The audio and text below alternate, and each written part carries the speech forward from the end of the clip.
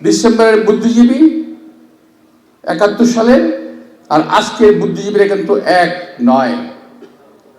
এরা হলো মুখোশধারী বুদ্ধিজীবী, এরা হলো দলবাজ বুদ্ধিজীবী এখনকার যারা আছে।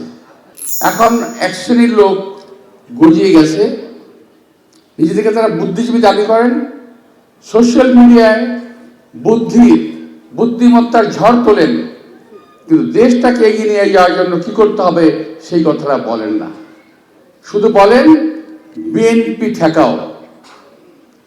বিএনপি ঠেকাও এক গ্রুপ বেরিয়ে গেছে, এরাও তথাকথিত বুদ্ধিজীবী, কিন্তু সেই বুদ্ধিজীবী 14ই ডিসেম্বরের বুদ্ধিজীবী ৭১ সালের, আর আজকের বুদ্ধিজীবীরা কিন্তু এক নয়।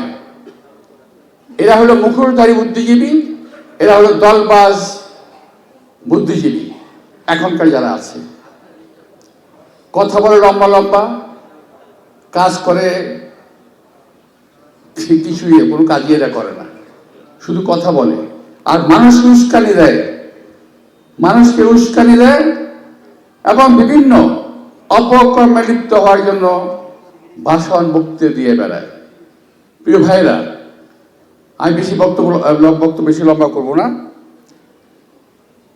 তো আজকে আপনারা খেয়াল করেছেন, সেই ৭১ সালের ডিসেম্বরে যে হত্যাকাণ্ড শুরু করেছিল, আজও কিন্তু সেটা শেষ হয় নাই।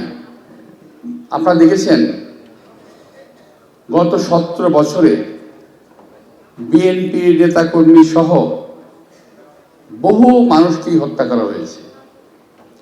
হত্যার রাজনীতি এরা ভুলে নাই, একজন চলে যায় আরেকজন আসে। এখন আবার সেই ৭১-এর পুরনো সেই গোষ্ঠী নতুন রূপে বাংলাদেশে অভিভূত হয়েছে।